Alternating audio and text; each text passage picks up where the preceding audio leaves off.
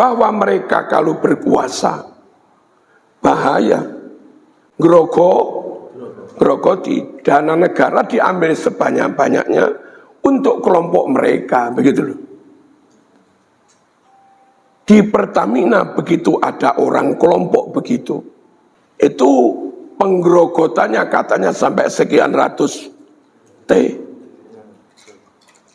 Dan entah sekarang lari kemana orang itu. Di Malang itu menguasai izin tambang Malang, pasir besi. Sekarang berapa triliun dia miliki. Pokok golongan yang ngono iku lah. Itu dapat aliran dana dalam jumlah besar. Benar-benar aji mumpung. Mereka nggak mau dijajah, maunya menjajah. Nggak mau diambil, maunya mengambil. Maunya Kiai Suparman. Kalau mereka boleh mengawini wanita Lampung, harusnya Kiai Suparman juga boleh menikahi wanita mereka kan.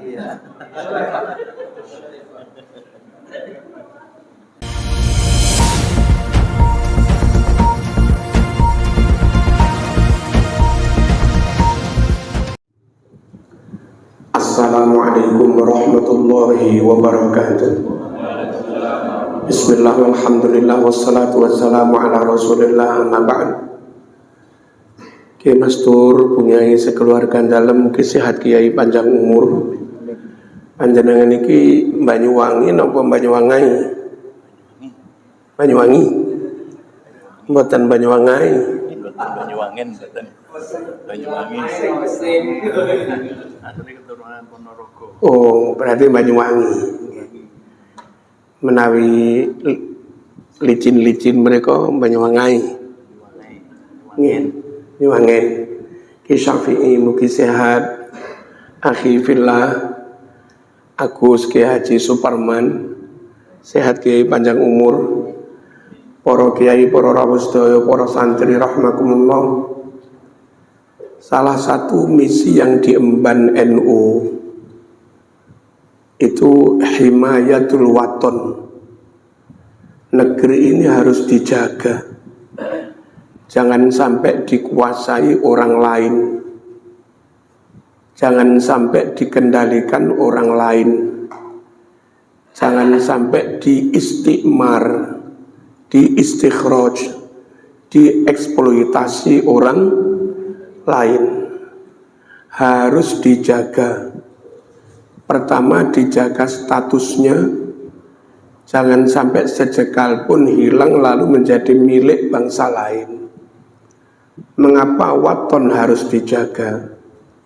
Satu, fikih berfatwa sholat pun kalau tidak di tanahnya sendiri tapi fi ardin maghsubah, sholatnya sah tapi nggak diterima. Negeri ini asal tetap menjadi milik bangsa Indonesia, maka saya sampean bangsa Indonesia sholat di hutan Aceh, sholat di tanah sendiri, sholat nunut di bandara Bali, ya sholat di tanah bangsanya sendiri. Pas kepepet nunut sholat neng Papua kono, ya sholat di tanah kita sendiri, bukan tanah maghsubah, bukan tanah yang digasap. Sholat kita sah dan diterima. Maka membiarkan sejengkal hilang dan dimiliki orang lain itu sama dengan membiarkan hilangnya tempat sholat kita. Dan kalau sudah dimiliki orang lain lalu kita sholat di situ, sampean sholat menggasap tanah orang lain. Paham napa mboten iki? Penting menjaga negeri ini supaya tetap menjadi milik kita, agar kita sholat dimanapun sah dan makbulah. Sah juga diterima karena sholat di tanahnya sendiri. Niki fikir, kajian fikih. Kira selek mboten fikih, mboten NU. Kalau khawatir diarani itu NU. Paham betul nih? Nah, Allahumma shalli ala sayyidina Muhammad. Lalu mentafrik hadis riwayat Imam Bukhari yang antara lain man ahya ardun, ada yang man a'maro ardun, man ahya ardun mayyitatan fahuwa ahaqqu biha min ghairi. Siapa yang membabat wilayah tak bertuan, bumi mati itu ardul mawat, tanah belum ada pemiliknya.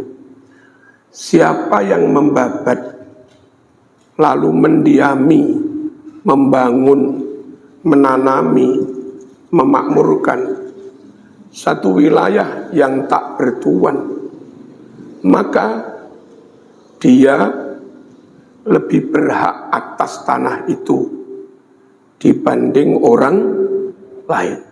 Ini hadis Bukhari. Dulu entah berapa puluh ribu tahun yang lalu, ketika Jawa sik dadi alas blegedekan, durung ono menungsoni. Sumatera sik durung ono menungsoni. Datanglah orang-orang yang kayak kita ini, nenek moyang kita, dengan ciri khas rapate gede awake, sedengan, kulitnya ireng nemen ya ora, putih ya ora, sedengan, irung melesak nemen ya ora, tapi mbangir ya ora, sedengan. Datanglah beberapa orang seperti kita ini, lalu membabat, tinggal mendiami wilayah-wilayah ini. Siapa yang memiliki tanah Nusantara? Sing babat, menurut hadisnya Kanjeng Nabi. Dan ketika yang babat itu meninggal, yang berhak memiliki anak cucunya ahli waris. Dan setelah ribuan tahun, anak cucu itu menjadi jutaan, lalu menghimpun diri menjadi suatu kekuatan bangsa dan negara, mendirikan negara, maka wilayah tanah air ini yang milik bangsa itu, ahli warisnya sang pembabat. Sampeyan enggak peduli tanah ini lalu dikuasai asing, kau biarkan. Sama-sama dengan enggak ngergani hadise Kanjeng Nabi. Paham tuh ngeten iki? Wong Mesir menyatakan Mesir tanah kami. Kita monggo. Wong Afghanistan menyatakan wilayah Afghanistan milik bangsa kami Afghanistan. Monggo. Wong Hadramaut, wong Tarim, wong Yaman mengatakan Tarim milik kami. Monggo. Dan kalau kita menyatakan Mesir milik kami, Mesir marah. Kalau kita menyatakan Tarim milik kami, orang Tarim marah. Mohon kiai-kiai mungkin yang ada di NU, ketika ada orang Tarim klaim Indonesia milik Tarim, terus kami marah, itu ya karena itu, bukan karena PWI ingin berpecah belah. Paham itu nih? Wong Yaman klaim tanah Yaman milik mereka, monggo. Kita bangsa Indonesia juga klaim tanah di Nusantara ini milik bangsa Indonesia. Dan kalau kami nggak cawe-cawe di Tarim, mohon Tarim juga nggak usah cawe-cawe di Indonesia. Dan kalau Tarim menolak kami cawe-cawe, ketika kami menolak Tarim cawe-cawe di sini, mohon sebagian pengurus PBNU jangan menyalahpahami kami.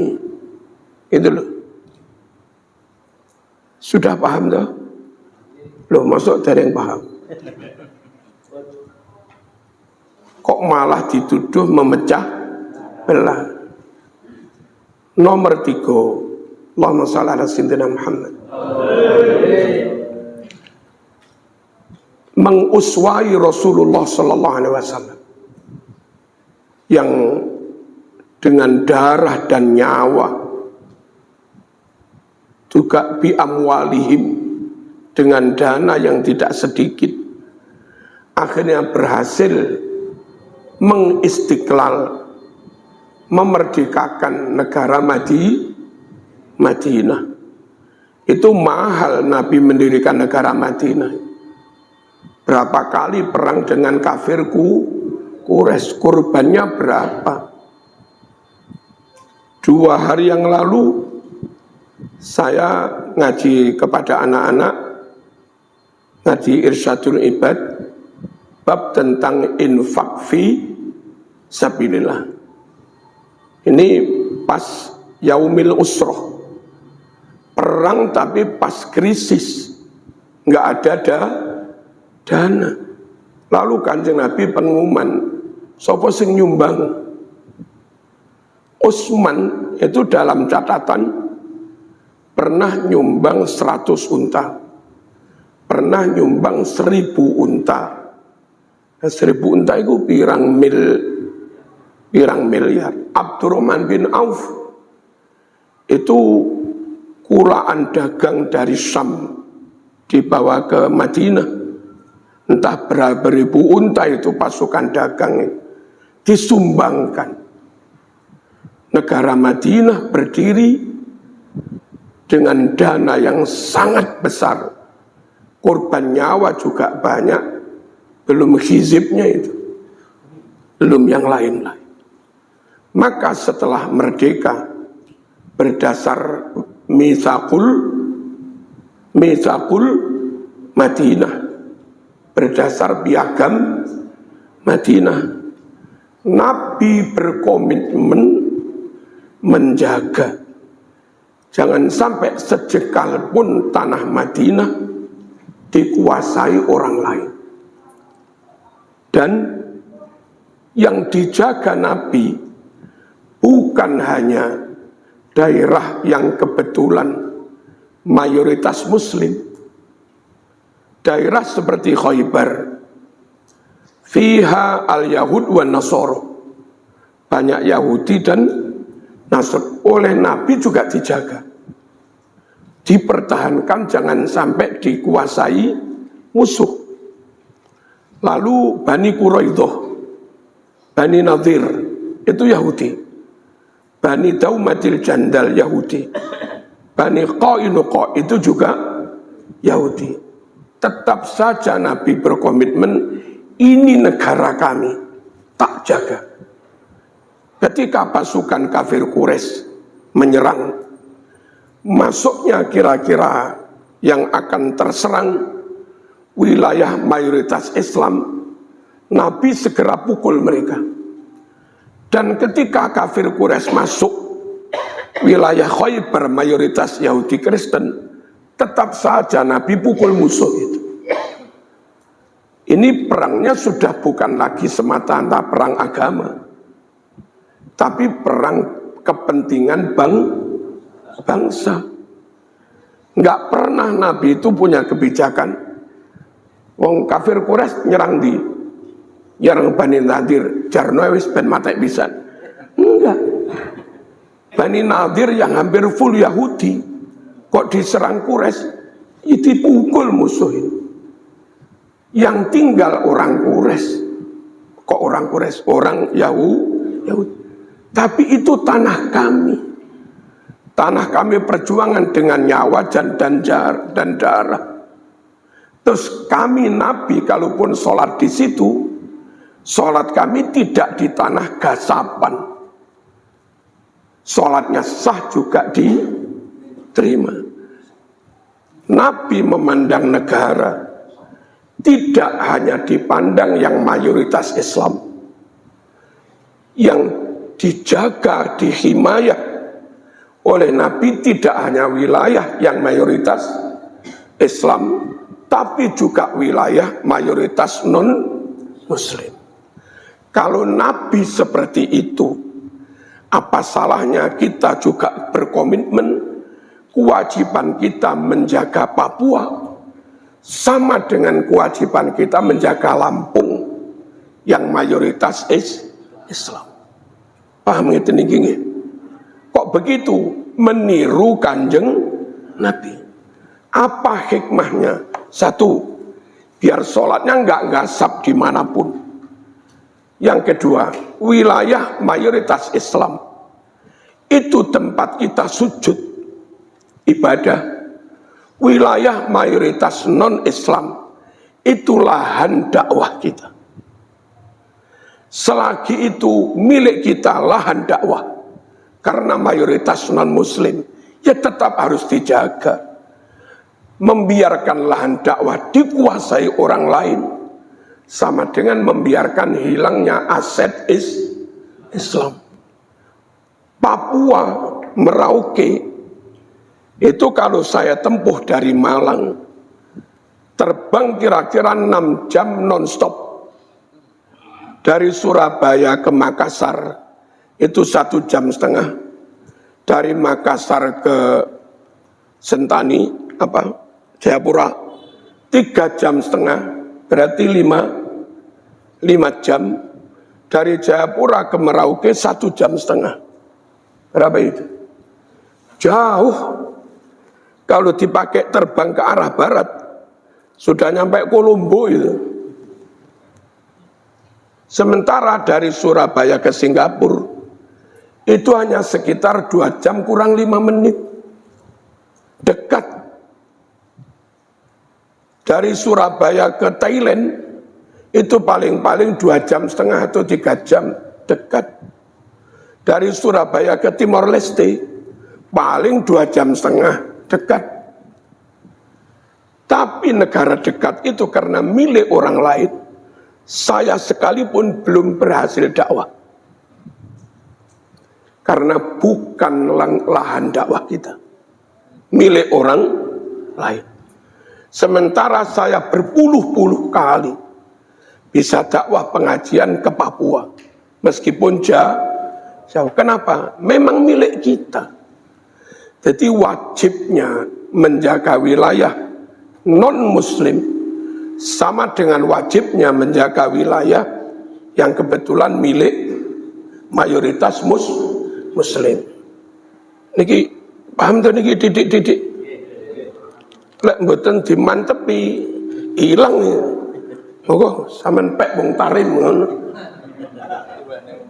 Wene wong tarim. Allahumma shalli ala sayyidina Muhammad. Hadirin rahimakumullah. Lalu ketika kita membiarkan lahan ini diatur-atur, dikuasai oleh orang lain itu bisa jadi orang asing, bisa jadi orang asing yang sudah jadi warga Indonesia, tapi hatinya tetap rindu kangen dengan daerah asalnya. Mereka dari nenek moyangnya tahun 1830-an sampai sekarang ini hampir 200 tahun. Nggih.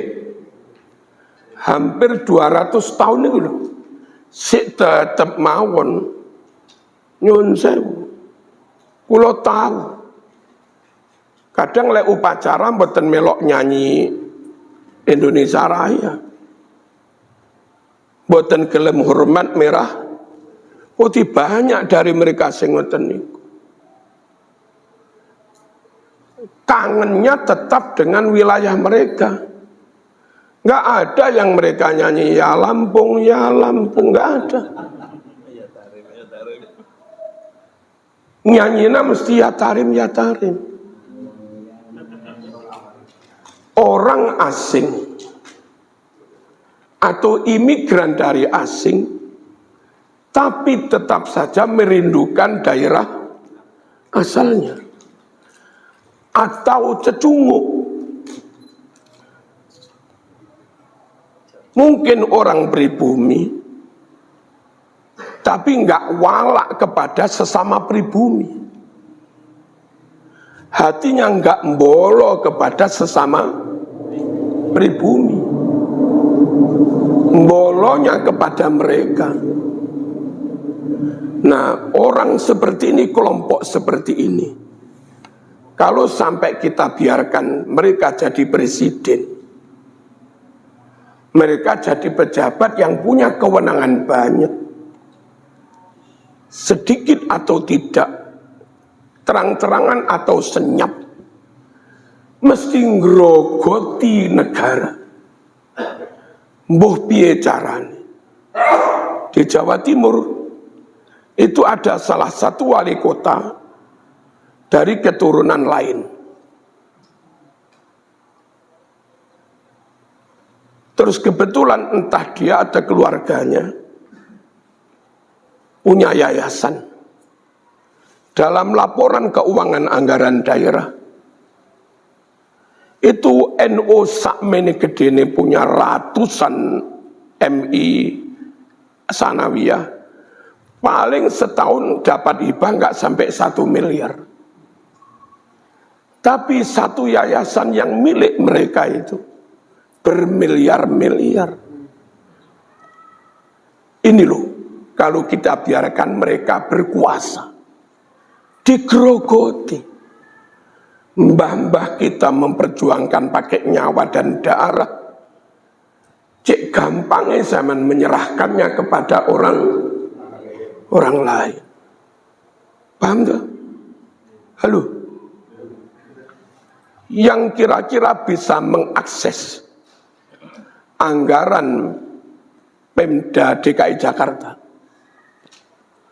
saat gubernurnya dari orang keturunan asing, keturunan asing yang masih terngiang-ngiang dengan negara asalnya. Indonesia ini nyun sewu. Ada yang keturunan asing, 1-2 orang aslinya Filipina ada. 1-2 orang aslinya orang Thailand juga ada. Tapi orang-orang kayak begitu jadi Indonesia ya sudah Indonesia. Di kami ada beberapa orang Cina, ya sudah jadi Indonesia. Yang masuk Islam ya sudah Islam Indonesia. Tak tanya, nggak pengen nyari family, ya nggak tahu kiai kami, nenek moyang kami dari mana juga nggak tahu. Kami ini ya sudah tahu kami lahir di Indonesia, ya kami hidup berjuang di Indonesia. Ada Indonesia keturunan asing, tapi ya sudah benar-benar jadi Indonesia. Ada juga keturunan asing, tapi setiap hari membangga-banggakan nenek moyangnya. Ada apa enggak ngoten niku? Banyak.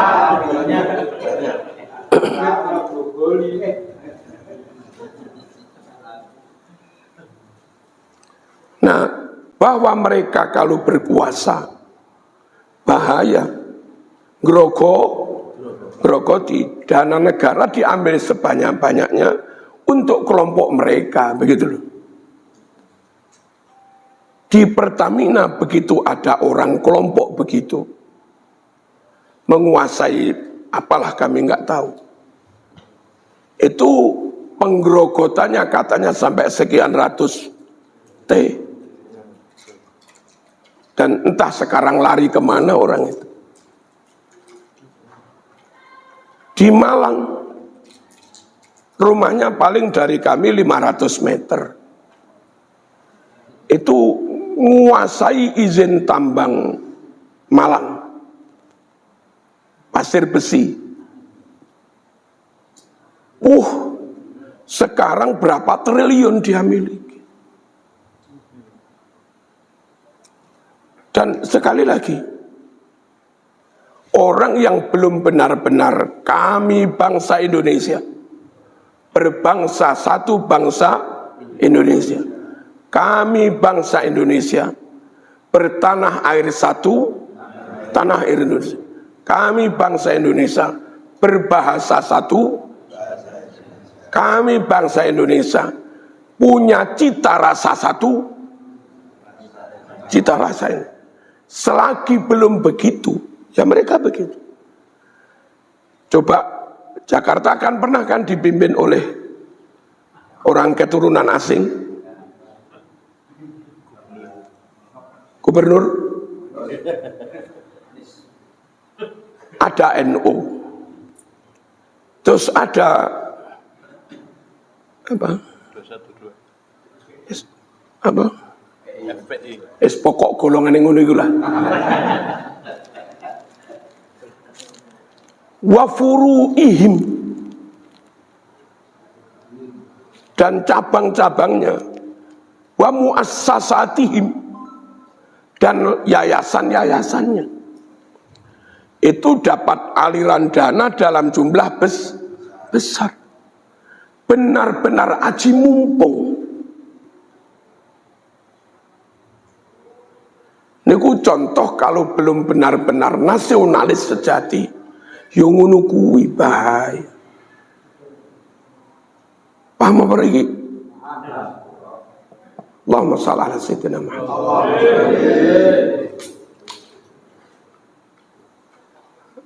Lalu mereka enggak mau dijajah, maunya menjajah, enggak mau diambil, maunya mengambil. Maunya Kiai Suparman, kalau mereka boleh mengawini wanita Lampung, harusnya Kiai Suparman juga boleh menikahi wanita mereka kan.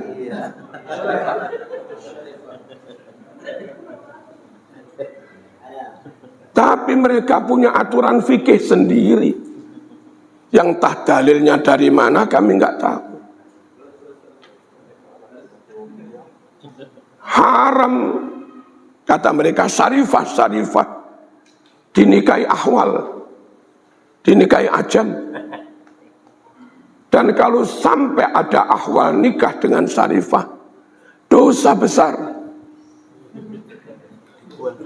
Sampai mati nggak akan diampuni, kecuali bisa mengembalikan.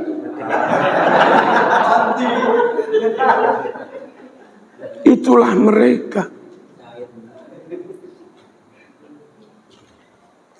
Nah, terus kalau orang kayak begini, maunya menguasai tok, maunya mengekspansi tok, maunya mengambil tok, dan nggak mau milik mereka diambil. Terus lalu mereka berkuasa di mana-mana. Bisa jadi Joko-Joko Jowo, Joko-Joko Lampung, itu akhirnya dapat yang second hand.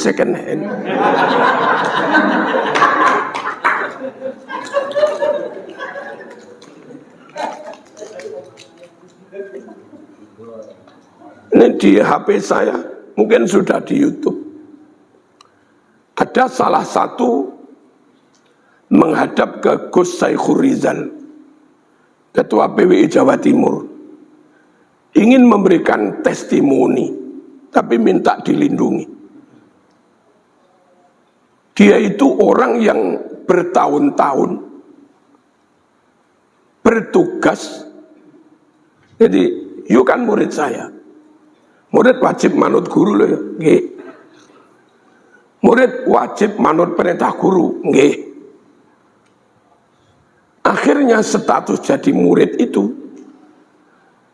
mau nggak mau si murid yang laporan ke Gus Saikhul Rizal itu sekian kali disuruh nyarikan perawan pribumi, umurnya harus di bawah 25 tahun.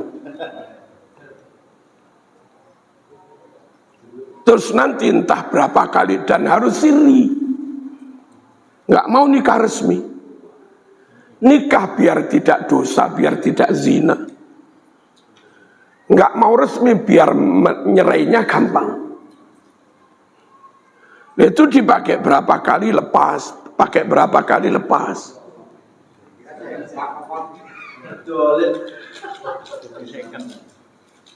Terus kalau hamil, katanya Gus Saikhul Rizal, itu suruh menggugurkan janin. Atau mungkin ada kaum pribumi yang mau menikahi setelah lahir.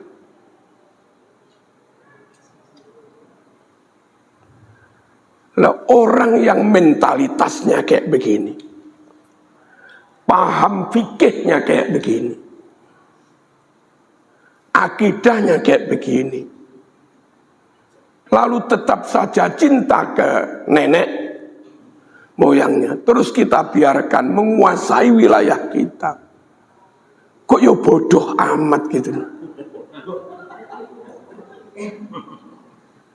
Lek mboten ngerti bodoh kok goblok meneh.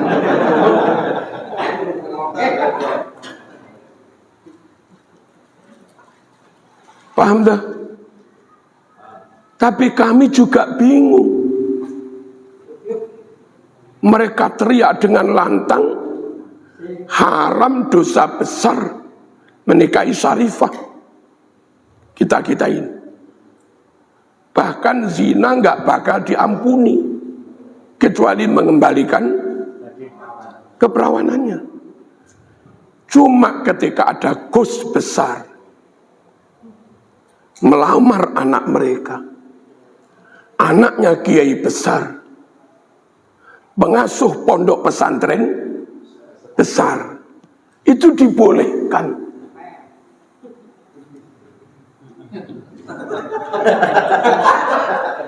Siapakah itu?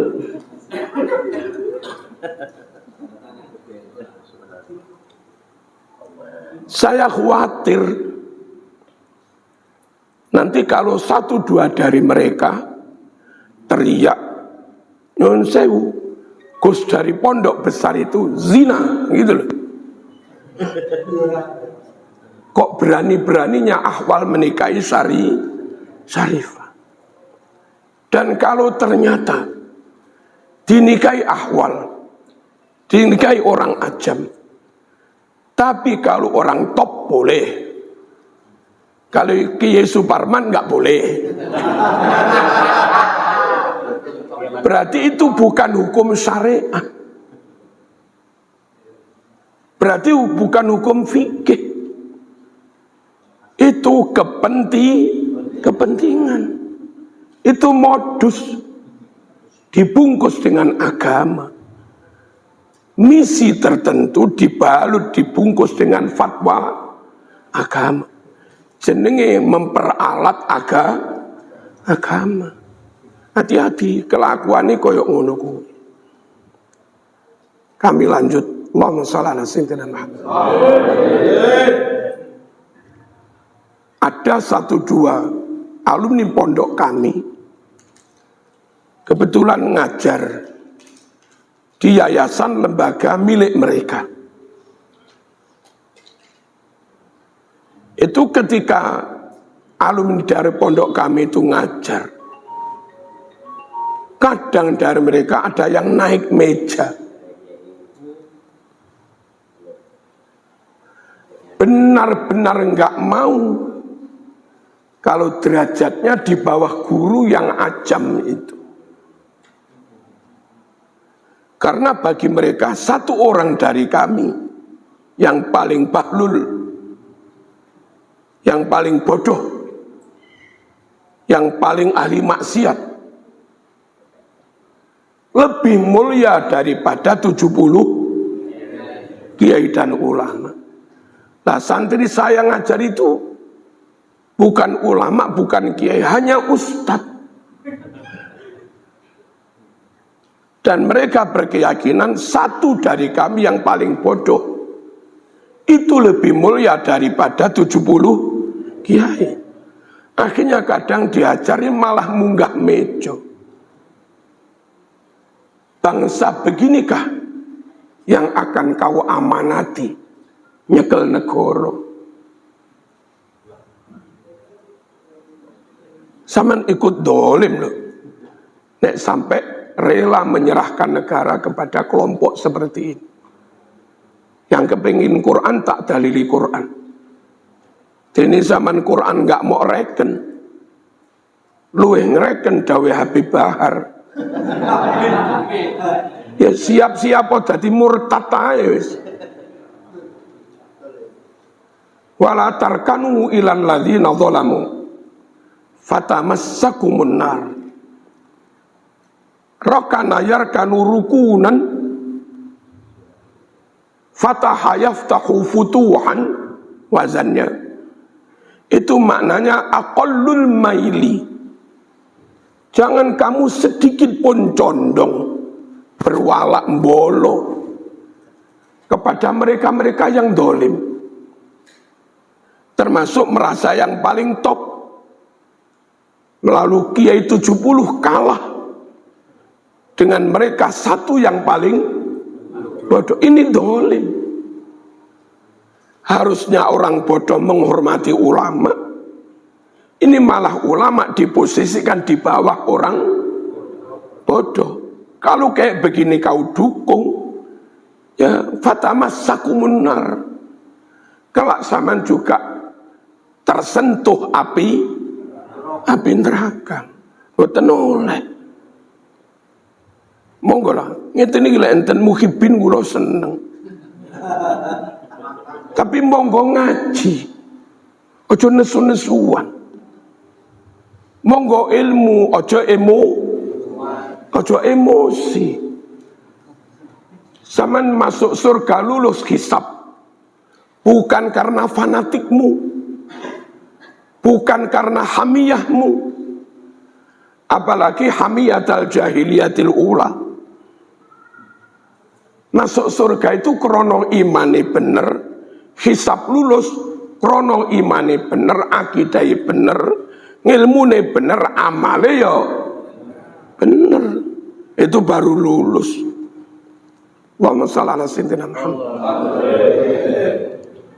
Sekali lagi, jangan serahkan bumi ini kepada mereka. Perkara kita yang punya rumah asli milik kita, SHM milik kita, lalu mereka nunut ngiyup neng tritis, monggo ngene. Wong jenenge nunut, Mas. Tapi jangan biarkan masuk kamar ngawur.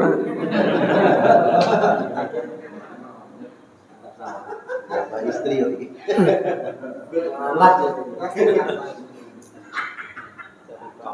Saya nggak rela 70 Mbah Hashim, 70 Mbah Wahab dikatakan lebih rendah daripada satu Habib Bahar.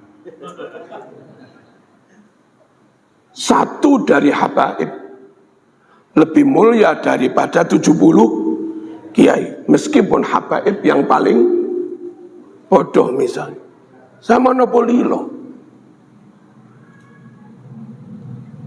70 Imam Syafi'i masih kalah dengan yang ceramah tabab yaba.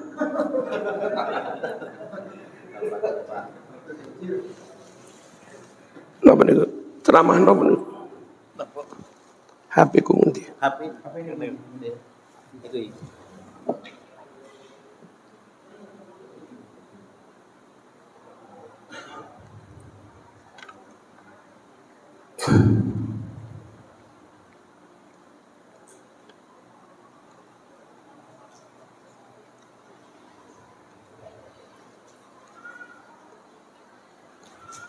Bismillahirrahmanirrahim. Wa inama kusirat wa inama kasarat. Inama litundiru manittabadikra.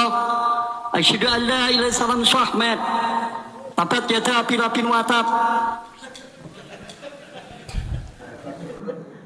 Itulah yang katanya wali besar.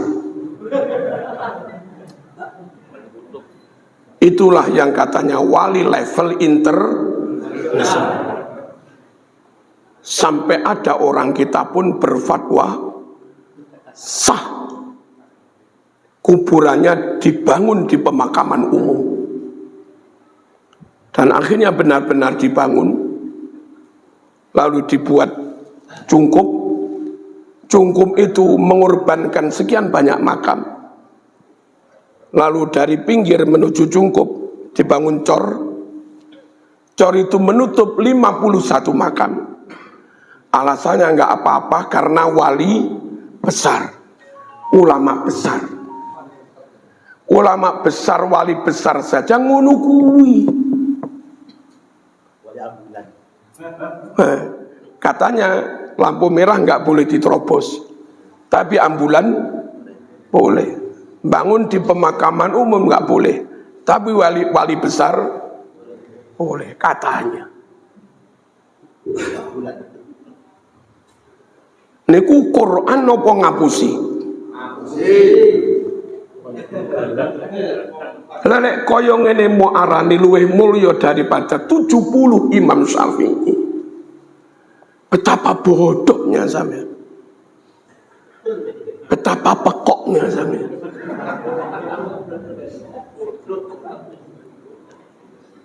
Terus kene opo sing nabrak-nabrak syariat? Sing aneh-aneh. Kok cek gampangnya dihusnudoni, jangan-jangan wali. Bolak-balik nabrak syariat gak Jumatan, Mas. Terus menyebut diri jadi mursyid internasional. Tapi gak Jumatan. Terus kula matur, wong sing syariate kenceng, Quran sunai kenceng, ngilmune pas dengan syariat, iku gak ndang-ndang mau arani wali.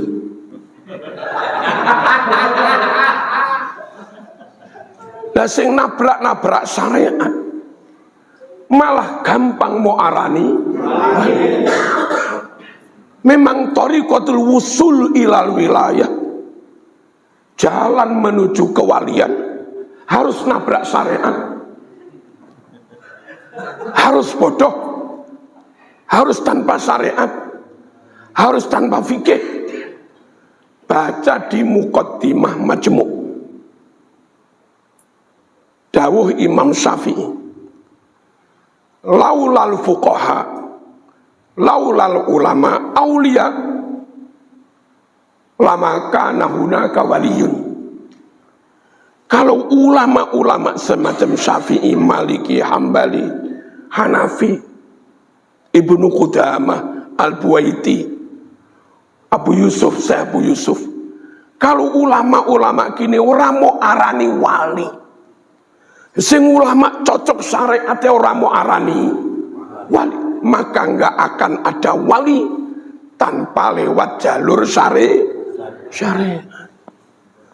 Lho sing kenceng syariat gak jadi wali. Iki tambah sing kaya ngene malah jadi ojo nemen-nemen po. Paham ora? Khusnudan ya khusnudan.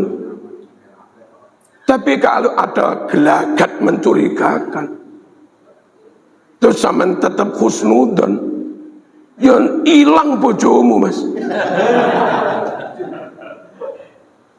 Ono tamu, begitu bojomu ke ruang tamu nyugone kopi, lah tamu itu begini, nyata ada gelagat mencurigakan, tetap khusnudon, dan nggak apa-apa. Sesama muslim kalau ketemu senyum. Kan perilaku mencurigakan yang bojomu ini. Terus kau husnudzon saja, kan sesama muslim, senyum sedekah kan begitu. Ya wis titenono sok ben timbat wis.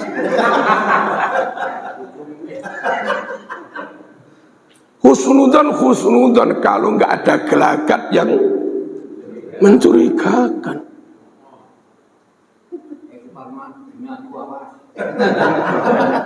Nah, apa nih? Allahumma shalli ala sayyidina Muhammad. Terus nyun sewu. Banyak sekali dolalah, tadlil, banyak sekali khurafat wa tahrif. Napa mawon? Kita wajib meyakini afdhalun nas ba'da Nabi sallallahu alaihi wasallam Abu Bakr as-Siddiq, thumma Umar, thumma Utsman, thumma Ali, baru yang lain-lain. Nggih napa nggih? Nggih. Sama nek gak ngono dudu Ahlussunnah wal Jamaah. Tapi mereka dan kita kecolongan di Buya. Afdalun nasi ahlul bait wa afdalu ahlil baiti alu ba'alawi.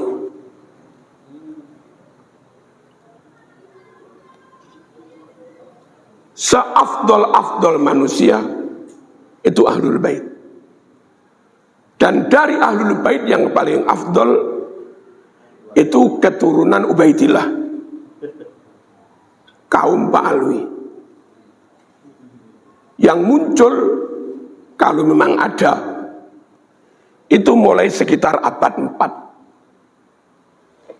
4. Ahlul bait sebelum itu ada Imam Baqir, ada Imam Ja'far as-Shadiq, ada Imam Ali Zainul Abidin, ada Imam Husain, ada Imam Hasan, ada Ali bin Abi Thalib, ada Siti Fatimah. Itu semua kalah dengan habaib. Abu Bakar, Umar, Utsman kalah dengan mereka semua. Zaman sampai duwe keyakinan yang paling afdal bukan Abu Bakar, bukan Umar, bukan Utsman, bukan Ali. Ente gak usah jadi pengurus NU. Ente bukan Ahlussunnah wal Jamaah. Paham tak? Dan yang gak berkeyakinan seperti itu, tapi malah rangkulan bahkan mendukung orang yang mendoktrin kayak begini, sungguh saya gak rela dia jadi pengurus NU. Meskipun gak berkeyakinan seperti itu, kalau dia rangkulan dengan orang yang doktrinnya kayak begini, mau gak mau ngundang mereka berbicara, dan itu sama dengan memberi pintu masuk pada kebatilan. Kenapa kita nyatakan yang paling top itu sahabat, utamanya Khulafaur Rasyid? Itu menyangkut Quran. Yang mentadwin Quran itu Abu Bakar. Muqri'ul Quran itu Ubay bin Ka'ab. Sanad kita Imam Hafiz itu naiknya kepada Ubay bin Ka'ab. Terus yang memperbanyak Quran sampai 6 ketika itu Utsman bin Affan, pakai stempel Utsman, namanya Mushaf Utsmani. Khototnya itu Zaid bin Sabit dan kawan-kawan. Sungguh at-ta'nu fis sahabah itu at-ta'nu fil Quran. asyakku fi thiqatis sahabah, itu juga asyakku fi sidqil Quran. Orang meragukan afdolnya sahabat, orang mengatakan sahabat jauh di bawah orang lain, orang meragukan kredibilitasnya sahabat, orang meragukan kedobitannya para sahabat, orang meragukan kejujuran dan amanahnya para sahabat. Padahal sahabat itu yang merawat Quran, baik khotton maupun qiraatan. Yang khotton kelompok Zaid bin Thabit, yang qiraah wal iqra, qari wal muqri itu Ubay bin Ka'ab. Sementara kau remehkan mereka, meremehkan mereka, meragukan kredibilitas mereka, berarti meragukan kebenaran Quran. Iso-iso dari awal nun sewu wani ngritik sahabat, wani mencela sahabat, wani nyenggol sahabat, suwe-suwe nyenggol Quran. Mas, Quran ini rapat kena dipercaya loh mas. Nah, kenapa? Itu bukan Ahlul Bait yang nulis. Itu yang nulis, yang menyebarkan orang yang kredibilitasnya jauh di bawah Ahlul Bait. Sehingga benar apa tidak, Quran ini diragukan. Sampai zaman ragu saja seayat, sekalimat murtad. Monggo lah diwaca Fathul Mu'in. Ya napa nggih? Al-haqqu mir rabbika fala takunanna minal mumtarin. Dzalikal kitabu la raiba fih hudal lil muttaqin. Itu salah satu doktrin mereka yang paling afdol semua kalah. Nanti nyenggol Quran. Dari kelompok mereka satu yang paling bodoh, jauh lebih mulia daripada 70 ulama. Lah ulama itu termasuk sahabat. Kalau sahabat sudah enggak kau percaya, padahal riwayat hadis dari sahabat, tulisan Quran juga dari sahabat, lama-lama kau juga enggak percaya kepada sahabat. Kalau kau yakini Quran 100% akurat, tapi kau enggak meyakini kebenaran sahabat, yo konyol aja zaman. Quran ditulis sahabat 100% benar, kamu percaya, tapi sahabatnya enggak kamu percaya, kan konyol orang ini. Harusnya kalau percaya Quran, ya percaya sahabat yang berjasa mentadwin dan meriwayatkan bacaan Quran. Sayangnya kadung punya doktrin, satu dari kami yang paling bodoh lebih mulia daripada 70.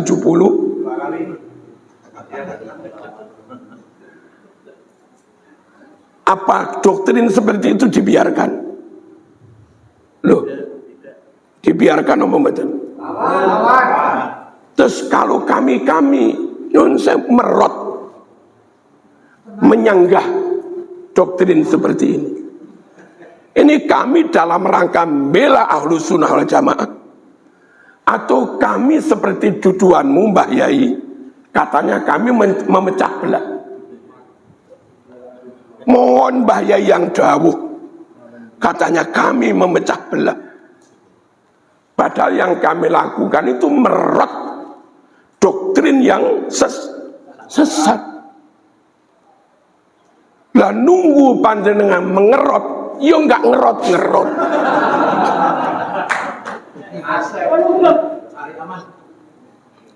Ketika kami mengerot, terus kamu tuduh memecah belah. Napa dibiarkan masyarakat kita terracuni ngoten niku? Kula mboten purun para rawuh. Satu saja dari bangsa kami, jamaah kami, Nyun sewu, ketularan pemikiran paham akidah sesat. Malih jenenge lek wis mati ya wis gak iso tobat, ing qata'a anhu amalu. Innallaha yaqbalu taubatal abdi malam yughargir. Tobat masih diterima, pokok belum sekarang. Lalu ada fatwa, kalau kamu mahabbah pada kami, kalau kamu ikut kami, sampai mati tetap maksiat pun nggak apa-apa. Sebab setelah mati di alam kubur, tobat katanya masih diterima. Itu dalilin di Kiai Mastur, Kiai Syafi'i, Kiai Suparman berdarah-darah berkeringat menjelaskan kepada murid santri jamaah ojo maksiat, awas lu suul khotimah, yang biasanya enak kau mau maksiat sampai mati, Yang penting murid. yang penting mencintai sana. Toh setelah mati di alam kubur katanya tobat masih diterima. Apa enggak ngerusai, Mas? Saya itu baru tahu di Malang itu para syaribul khamri juga banyak dari golongan hidung yang tidak melesak begini. Saya ngaji di Medaeng. Apa Medaeng itu? Penjara Surabaya itu loh. Medaeng. Blok narkoba. Tahu-tahu saya ketemu, termasuk di penjara. Dia kenal saya kenal dia. Loh, awalnya saya itu pakai madhab husnudon. Ada teman bilang, cok percaya kiai itu kadangnya omben bar, narkoba bar, enggak lah. Bareng kulo ngaji ketemu orang itu juga ada di situ, baru saya percaya. Ternyata mereka sebagian juga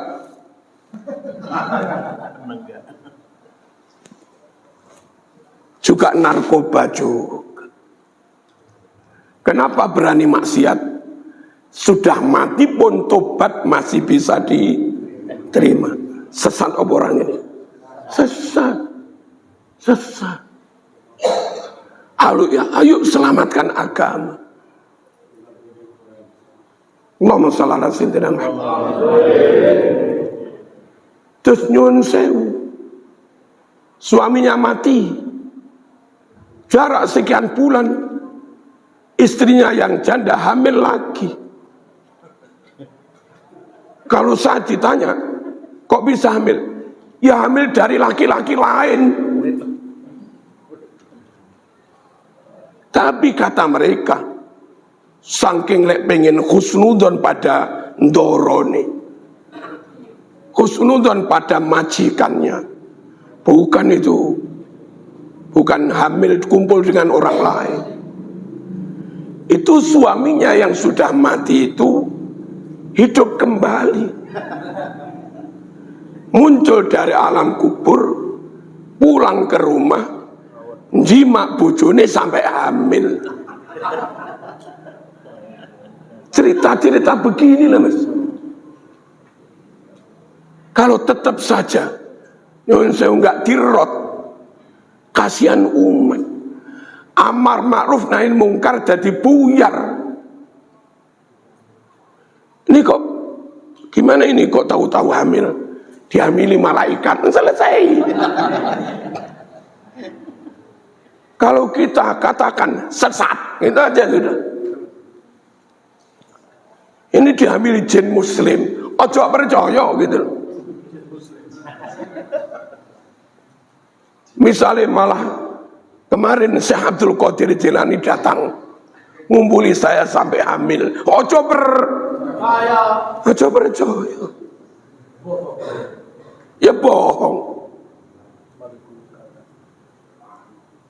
Terus ini kesaksian orang perempuan, nikah dengan mereka sekitar 6 tahun sampai punya 2 anak, cerai. Lalu di podcast, gimana pengalaman selama 6 tahun? Katanya nggak pernah sholat. Malam cobaan, ikut ya Hana. Itu nggak taunya kadang kelakuannya ngono kuwi. Ngambung tangan ini mending ngambung tangan ini ngene jelas. Yo gelem ngulang yo iso maca kitab tenan. Karuan yo gelem ngimami tenan. Senajan ra duwe coba. Senajan sarunge ngepir gak masalah.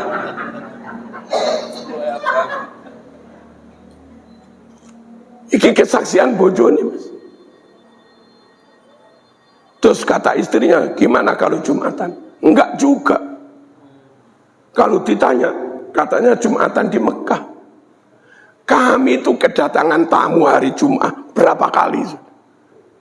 Ya mesti tak tanya tuh. Kok jam segini sudah nyampe pondok? Jumatan di mana? Jumatan di Mekah. Kata saya, yo ancen gak Jumatan. Kalau nggak Jumatan di sini memang tidak Jumatan. Di Mekah nggak mungkin. Lampung Jumatan jam 12:30. Mekah sik jam 8:30. Durung manjing. Andai dia dengan ngelipat bumi set nyampe. Di sana ya belum Jumatan, durung adzan. Ojo gelem dengan doktrin-doktrin. Ayo selamatkan umat gitu loh. Nabi sedo ninggali warisan ilmu, bukan yang lain-lain.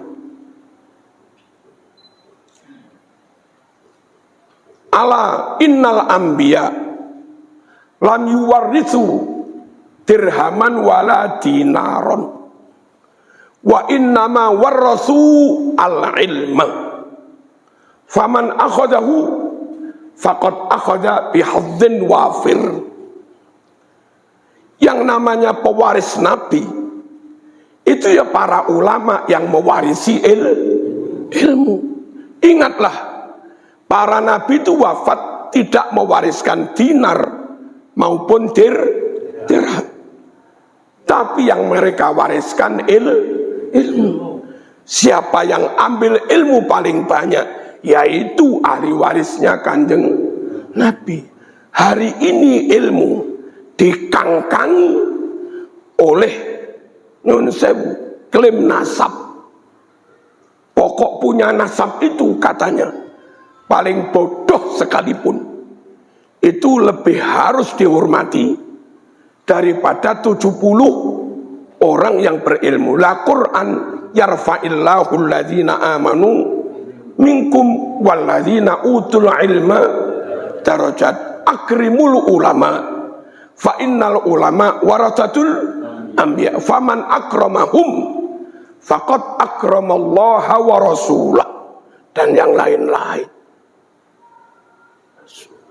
Ayo, kita nggak ingin benci pada siapapun. Kita siap berukhuwah dengan siapapun. Tapi kami nggak ingin ukhuwah sekedar jadi modus untuk ngerogoti akidah. Boten usah bahas ngoten, monggo jaga persatuan. Baik menjaga persatuan ini. Tapi jangan atas nama menjaga persatuan lalu membiarkan kebatilan. Dan kalau kami menentang kebatilan, jangan tuduh kami memecah belah. Harusnya yang kamu tuduh memecah belah itu yang menyebar kebatilan itu. Lah kok kasar? Yang kasar siapa? Sekereng-kereng Kiai Suparman nggak pernah mengatakan Habib Lutfi buta mata buta hati. Nggak pernah. Pernah? Nggak pernah. Tapi mereka nggak pernah kau tuduh kasar. Mereka nggak pernah kau tuduh memecah belah. Wahai PBNU.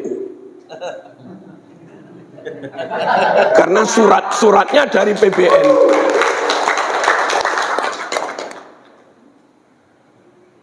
Kalaupun mereka nggak pernah kau tuduh memecah belah, seramah-ramah mereka, selembut-lembut mereka, kayak apapun mereka kau sebut berakhlakul karimah, nyatanya jejak digital masih mencatat mereka mengatakan sampai mati haram ikut Ansor, apalagi Banser. Ada? Ada. Islam Nusantara, Islam sesat, kafir. Ada? Kiai Ma'ruf Amin, Kiai anjing, Kiai babi. Ada? Ada. Mbah Hasyim As'ari, bodoh, nol. Ada? Ada. Wahai PBNU, beginikah yang kau sanjung-sanjung berakhlakul karimah?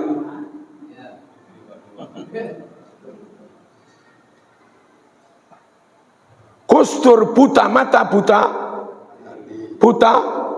hati.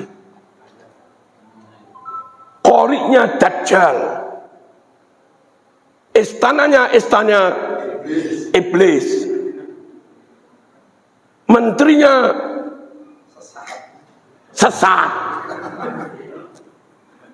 asah pedang, asah golok. Ayo tentukan di mana, kapan, pasukan berapa, kami juga ayo perang. Kamikah yang ngajak perang? Wahai PBNU.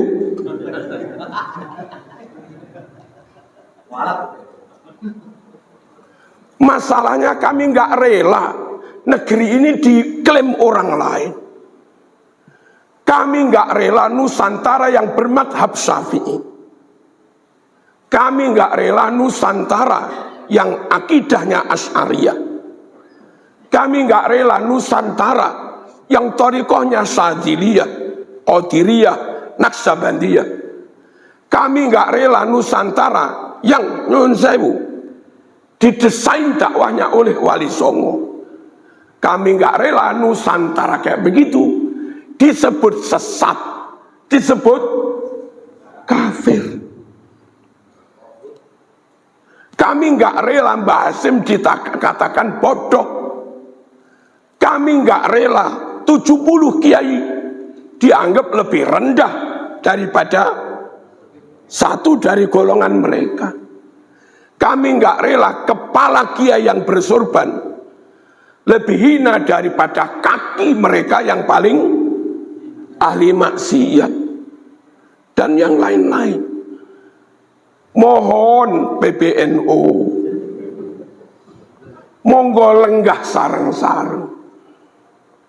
Meskipun kulo bentin pecat, lek ngersakaken lenggah sareng-sareng kulo tasik ndugi. Mboten usah mikir tiket kulo tak budal dhewe. Monggo cocok-cocokan padha penake. Sakjane karepe Kiai Mat iku apa sih? Sakjane karepe Gus Abbas iku apa sih? Sakjane karepe Kiai Suparman apa sih? Ada masalah apa? Dan itu masalah tenan real atau kayak apa? Monggo gempal. Dan kami juga siap ngundang mantan mukibin.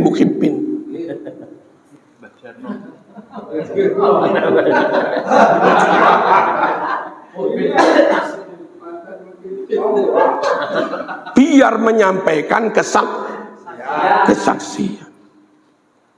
Terus setelah itu monggo berbareng-bareng baik NU yang jamaah seperti kita maupun NU yang jam'iyah, NU yang akar rumput, NU yang pengurus, monggo melakukan langkah-langkah program untuk menyelamatkan tanah air, menyelamatkan bangsa, dan menyelamatkan akidah. Niku mawon, boten kakean aneh-aneh boten.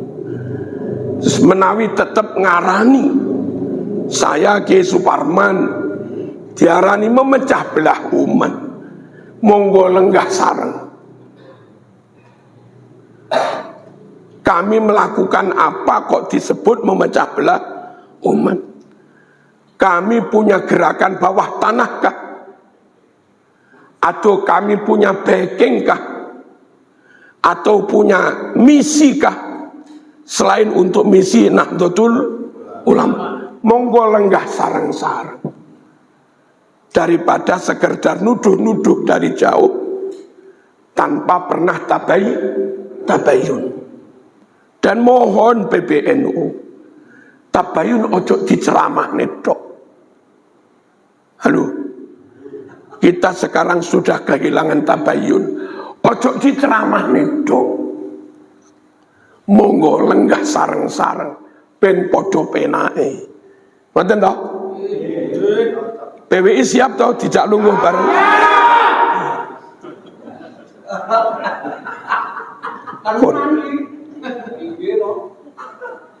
Niki mawon, muga-muga enten manfaate. Wassalamualaikum warahmatullahi wabarakatuh. Kami adalah Laskar Sabilillah, pecinta Wali Songo dan para anbiya, pewaris peradaban Islam di Nusantara hingga berkibar bangsa Indonesia.